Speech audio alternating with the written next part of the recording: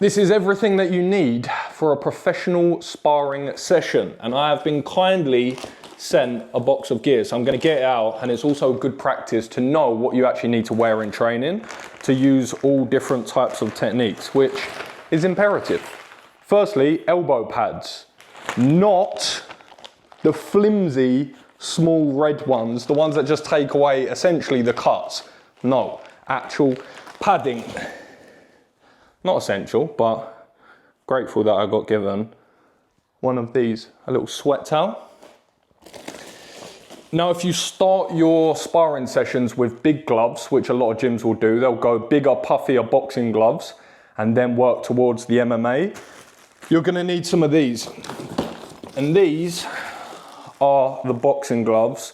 Now, typically about 16 ounces is good, but anywhere 12 to 16, you just have to understand what you do have and not be going crazy, especially if they're new.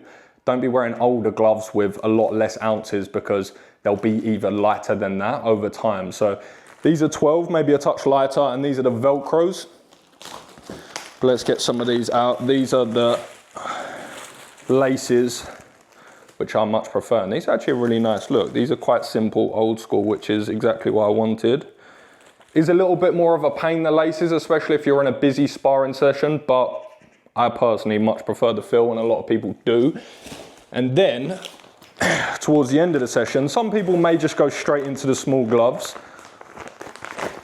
You'll then be using these, which are the 7-ounce amateur MMA gloves.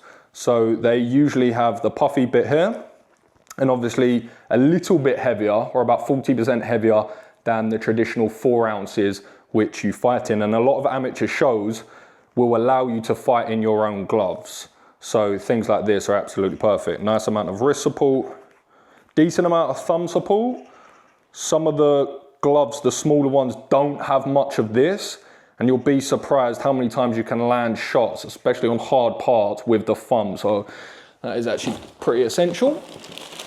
And then these also, being a fan of the art of 8 limbs, very important, knee pads, because then you can actually start giving more of a look in training, especially against the cage when you're exiting, knees to the stomach, knees to the ribs, knees to the head when they're getting up. And then also in the clinch, you can actually start landing some techniques and not having to pull them or to show them, and get a little bit more of a live speed. Then,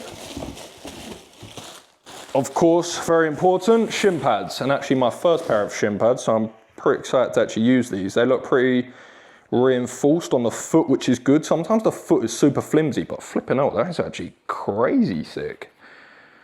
That is thick for 2 C's. So I'm actually pretty happy about that. You don't want to get into the habit of being able to land on your foot, but it's nasty when it does. But there's a lot of reinforcement on the foot and the front here. So they seem pretty comfortable. Doesn't look like the straps are too long. That's sometimes an annoying thing when you've got the straps peeling out the sides. It was the same problem that I used to have with cricket pads back in the day, but these actually look pretty comfy and nice. And then what have we got down here? These are the boxing gloves. And then what didn't come in the packet, but you obviously need a mouth guard. And then on top of that, a headgear. Should really be wearing headgear in your sparring sessions, especially if you're in a fight camp, to mitigate cuts.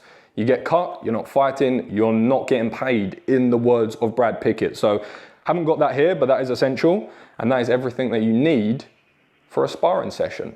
Let me know what you think in the comments. And as always, keep it casual.